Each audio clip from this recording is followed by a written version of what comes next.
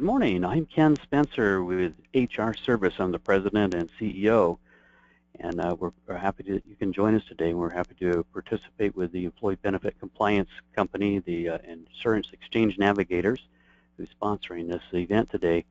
We're going to talk with you today about how some of the benefit compliance items that you're facing, some of the things that you can do to prepare for upcoming ERISA audits and help you to better understand what that's all about. Feel free, if you have any questions as we go, to ask any questions. You have a panel there where you can connect. You can ask any questions that you like. I'm going to. One of the biggest challenges that folks are faced with right now is getting ready for the Affordable Care Act reporting requirements. I'm not going to spend time on that today, but I do just want to mention that any of the organizations who have 50 or more full-time equivalent or full-time employees, that they are the ones that do have to make sure you're getting up to speed and ready to complete those requirements. They're due January 31st out to all employees who are participating on your plan. In fact, anyone who's participated at any point during your plan. Then you have to have in your report into the IRS by February 31st. Or if you're doing it online, you have through the 31st of March. Anyway, that's just an important reminder for you. We're going to dive in to our discussion here. First, let's talk a little bit about ERISA. So ERISA stands for Employee Retirement Income Security Act. It's administered by the Employee Benefit Security Administration, and they're part of the Department of Labor. And if you ask yourself the question, who's covered by ERISA, any organization who offers group benefit plans, medical, life, dental, disability, anyone who offers any of those kinds of programs. In fact, it's all pretty much any group plan. So I've just rattled off a couple of examples. So covered individuals is all organizations. It could be a group of, it doesn't matter if you have 2 employees or if you have 2,000 employees, you're all covered by ERISA. And in fact, the only ones who are excluded from coverage would be the government. Also could be, there's some public schools that are excluded because they're government funded. And then churches also are excluded from that. Now, there's been a rash of increased audits that are taking place. It used to be that organizations that mainly audited retirement plans, and sometimes they would audit larger groups, but that's changed now. They've hired thousands of additional auditors. They're beginning to audit groups of all sizes, and they have plans of auditing all plans. And I believe this is a big push. Ever since the change with the Affordable Care Act, there's been a new emphasis that they're focusing on health and welfare benefit plans now. So it's a lot of the audits. We work with insurance brokers all across the country, and we're finding that we're hearing that most of them have had groups that have been audited. We had a 15-person company group that was audited a few months back. We had a 40-person group audited where the insurance broker called and says, well, why are you auditing this plan? And the response was that they weren't narrowed out, that they are just auditing all plans by 2018. Now, I think that's a very lofty goal. I don't think that's possible, but nonetheless, there's a need for all organizations to be aware of what they're looking for and to begin to put things in place so that they're ready to pass these audits. So we're going to spend a little bit of time on that today as well. The first thing, when you're audited, you'll receive it's probably a 2 or 3 page letter asking questions, and the questions are pretty much the same whether you're a small organization or a large organization. And they even ask the same questions whether your medical insurance plan is a fully funded or a self-funded plan. So it's very similar questions, so you see a lot of things that don't apply to you depending on which plan you have. Very high-level view of some of the things they're looking for. They ask for summary plan descriptions, or a summary plan description wrap document. And I'll talk to you more about what that is in a moment. They're looking for various employee notices. So by virtue of offering a medical insurance plan, for example, there's a number of notices that have to go out to participants explaining certain rights and such for them. And so I'll go over those notices in more detail for you as well. Interesting, they're checking on a lot of the Healthcare Reform Act compliance changes, which most of you don't have to worry too much about keeping up with all of the changes. That most of them are taken care of by your insurance providers, and of course your insurance agents are guiding you and helping you with some of that as well. But there are some things where it falls directly under your responsibility, and that's what some of the things we'll emphasize today. Also, if your company has 100 or more participants on a given benefit plan, you are required to complete Form 5500. They'll ask for that 5500, and that's something you have to submit in Form 5500 for each of the health and welfare benefit plans that you have where you have 100 or more participants on a plan, unless you have what's called a summary plan description wrap document. A wrap document, I'll give you a little definition of this now, and then we'll talk about it more later. The summary plan description provides participants with the details and information that ERISA would like all participants to receive. They want to know that anyone who's on a plan, that they're getting these things, so they're not being taken advantage of. They're getting the information they need to run their business, or for the participants to utilize their benefits correctly. So if you have a summary plan description wrap document, what a wrap document does is it simplifies the process of creating the summary plan description. So you could create one separately for each of your benefit plans that you offer and identify the missing stuff. It's more than what you get from the insurance company. So what a wrap document does is it creates one overall plan document, one overall summary plan description, and it wraps around all of the component benefit plans, medical, dental, life, disability, etc. And it creates one overall plan document.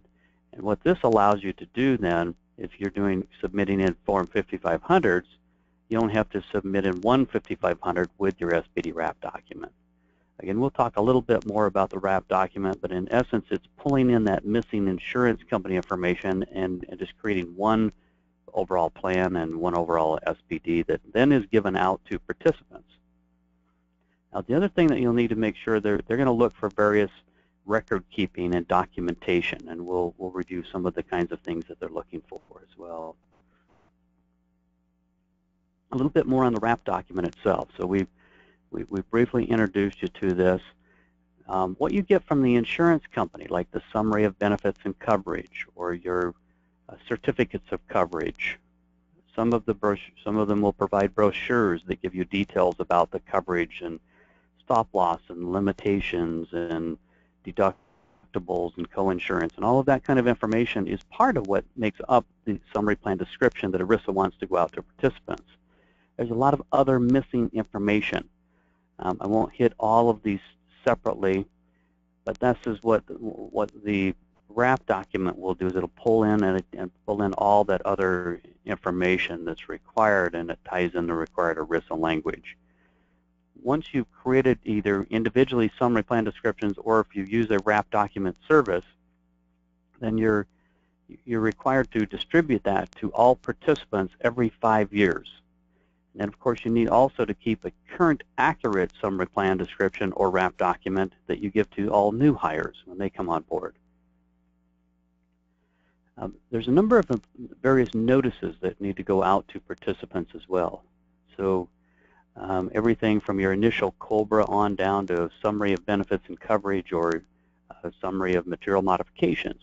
Let me give you a brief definition of summary of material modifications. Anytime you have a change in a benefit plan that's considered material, meaning the benefits went up or the benefits went down, you're required by ERISA to provide participants with a summary of material modification. And basically that's, give us a summary of what's changed, what's been modified, and help the participants understand, when does this take place, how are they impacted, what is the details of that change. And I'll show you actually a tool to help you with that a little bit later on in our discussion.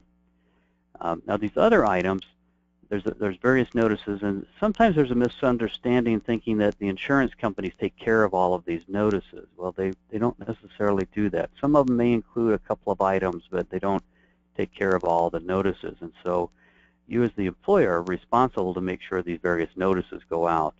And again, I'm going to show you an easy method to take care of that. So once you've created you've got your employee notices, you've got your summary plan description wrap document, it has to go out to participants in the plan. There's multiple ways you can distribute these out to participants. You could give them a paper copy, whether you're handing it to someone or whether you're mailing it to them. If you're doing that, you need to make sure you obtain some kind of evidence that they've received it, whether that's a first-class mail if you mailed it or a receipt that you handed it to them. Now that approach requires you to make lots of copies, so it's not always the most popular approach. The more popular approach is to use an electronic approach where you either take and post these documents somewhere on an intranet site or someplace where your employees have access, and then send them a note or notify them somehow to then how they access that. If you take that approach, you do also want to, you have to make sure you notify each of them separately. You could send them something to their home address. You could send them an email.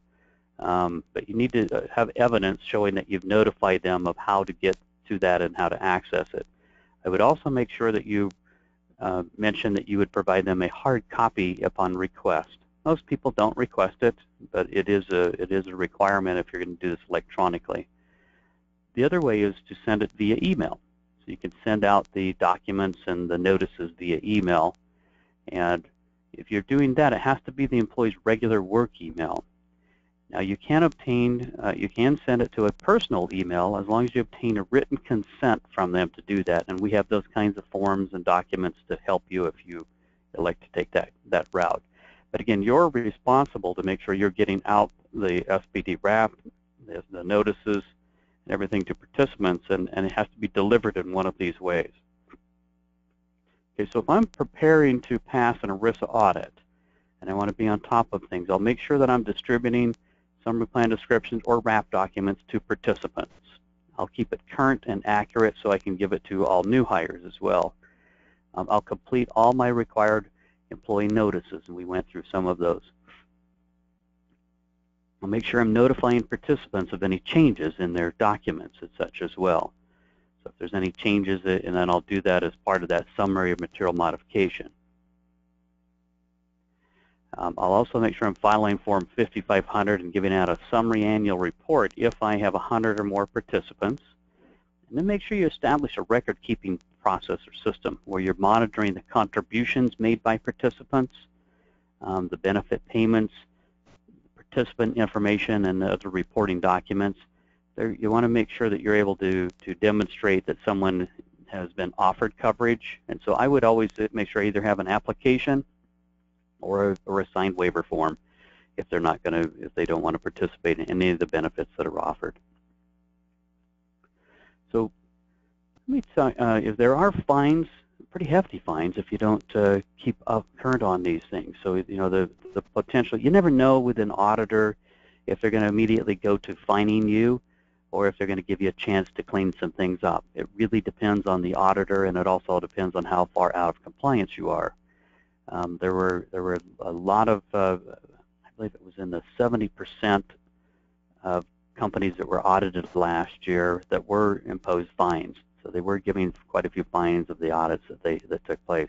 It could be as much as $110 a day per participant for fines and violations, up to $500,000. There even is the possibility, if there's any criminal charges, could even be imposed if somebody's actually trying to hide or falsify information. So one of the things that we wanted to show you today is how we could help you. So we're working with your insurance broker to help to provide you with a tool to help be compliant. And so I'm just going to briefly go through it. It's a tool called Compliance Basics Plus SPD Wrap. And what this tool does is it provides you with what you need to know and do every month. So first, every month we send you an email once a month that tells you here's the changes that's taken place in all employment law. So it's not just benefit related or health care reform or ERISA, it's all employment law. And that's state and federal. So we tell you what you need to know and do. And so first, it's nice to have an alert system so you know what's going on. If you're not keeping current on changes, you don't even have a chance of being compliant. So here's an example of a legal alert that will go out to you. So it'll show you key compliance reminders. It shows you federal compliance changes that are taking place. And then it also shows you state-by-state changes. So just for example, if I'm in the state of Ohio, for example, I could go in here and I can see Ohio was highlighted, so I knew there was a change there, and I could click on that and I can see the change that's taken place. So some of you may have participants in multiple states, and so you can go in any of the states wherever you have changes that have taken place and see what's going on there. Once a month, we're also going to give you a best practice article. It's a bulletin where we take one topic and we go into it in more detail. So like we've covered how to prepare for the Affordable Care Act reporting requirements. We've covered how to set up wellness plans. Here's an example of an article we did on how to prepare to pass an ERISA audit. So we take one topic each month and we send that out to you so that you're kept current on one best practice, and you can share that with anyone in your organization. Back to this list of employee notices. So you've got everything here from your initial COBRA on down. Everything in this bracket, we've created a web-based tool. So now I'm going to talk about some web-based solutions that are provided for you as part of this service. So with this, you're able to log into the system, and you go into our employee notices section, and you'll see it asks a number of questions about your company and a few questions about your medical plan. Once you've answered those questions, and I'll actually go in and run one with you, you'll see there's a note that says generate employee notices. So when you push that button to generate employee notices, it pulls in which notice applies, populates it, fills it out for you, and then emails it to you in a ready-to-deliver format. We provide your insurance broker also with back-end access to where they can assist with this as well. But it's an easy way to take care of all these notices. So we do it one time. Once a year you would go in, usually right around the same time you do your open enrollment. Make any changes that have gone on during open enrollment, push the button to generate your employee notices. It's all pulled together and sent to you. Now separately inside of there, you'll see another button that says Health Exchange Notice. This notice is required to go to all employees, where the other goes to only participants, and that's why we separate out the buttons. Now I'm going to talk to you in a moment. We also will provide you with a summary plan description wrap document service, and I'll log in and show you what that looks like. And then we also provide you with a tool to generate your summary material modifications. So the only thing we're not assisting with under this tool is the bottom one, the summary of benefits and coverage, which you get from your insurance company. The other thing, so in summary, what we've talked about here, you get the emailed solutions, the legal update, due date reminders, and the bulletin. And then you'll see some in the web-based system. We have the annual employee notices, the health exchange notice. We have a whole section in there on HR solutions I'm going to show you. So I'll go in there and show you that. You'll also see when we go inside of there, there's an SVP wrap service where you or your broker have access to where you just answer simple questions about your benefits, and you can manage and generate that document right online, have it sent to you, and also very easily generate summary material modifications as needed inside of there. The last point I wanted to make, and then I'll actually go in and show you how this tool works, is a lot of folks don't realize their 125 premium only plan documents, if they're older than last year, they're likely out of date. And so what a 125 premium only plan document does for you, as most of you probably know, is you're able to, with a 125 plan document, your participants in the benefit plans can pay for their cost of insurance, and there's lots of plans that may qualify, medical, dental, vision, maybe voluntary type plans. They can pay for their premiums on a pre-tax basis. So if you have this document, or if you have a flexible spending account document, you would be fine in having that on a pre-tax basis. If you don't have one of those documents and they're not current, you're in violation of the IRS tax laws. Let's go in and show you what the online tool looks like. So the online tool, if I go into compliance login, so compliancelogin.com is where you would log into the system. If I log in, I'm going to log in as a client, and I'll show you what that looks like here. So as a client on this tool, on this system, I have a number of tools in here that I can go in and work with. We were just talking about this all-in-one annual notice. If I go into employee notices, employee notice report, I'm able to come in here, answer these simple questions about my business, answer questions about my medical insurance plan, and then I generate this notice, and it then the notice will create my all-in-one notice, and then everything is taken care of, and all of my notices are taken care of for me. I can also go in here and I can access a whole library of all of our topics and bullets, best practice bulletins. So if I'm looking for an article on something or some information, once a year we give you well, for example, here's one we did on the employer reporting requirements.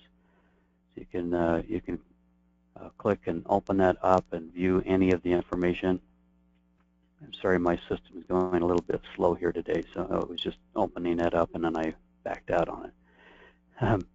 But we also provide you with a compliance calendar, so you can access and open up we provide you with once a year you get a calendar that gives you a history of all of everything each month. It shows what the compliance item is, and it shows you the steps and actions that you take. I'm going to quit clicking on those because for some reason my system is going really slow here, and it's probably because I'm logged into multiple things here all at once. I assure you that it won't be that slow when you're trying to go into it. We have a HIPAA toolkit here where you can go in and determine your level of compliance. You can what HIPAA parts apply to you, and then steps to take to create a compliance program. And then here we have all the forms and documents that you needed to set up your HIPAA compliance program as well. Recently we've added a full HR solutions system here where we provide you with forms, documents, supervisor training, other compliance tools and help, benefit administration tools and help, job descriptions, a lot of things that's included in this. And then of course I can go into my SPD wrap document, and I can, inside of here, I can answer simple questions about my business and questions about each of the benefit plans that I have, and very easily generate an SPD wrap document, going through that process. Let me come back and I could manage my 125 POP document from here. I can generate a summary of material modifications. All of these things that I can do. Let me come back here for just a moment and just let you know. So by virtue of working with your insurance broker, we're able to provide you with this service. You could do everything if you wanted the full compliance basics plus the SPD wrap, and you wanted a new POP document. You could do everything. It's only $265 a year. If you didn't need a POP document, then it's only $218 a year. So it's a very worthwhile investment, even if you're doing it just to be kept informed legally, let alone that you have access to an SPD wrap document, other tools and resources and such to help you with your HR and compliance. Let me show you what you would do to get set up on a service. If you go to hrserviceinc.com, I'm sorry I'm jumping you around to different sites here today, but if you go to hrserviceinc.com and you went into Get Started Now, I need to sign out of this. I'm sorry.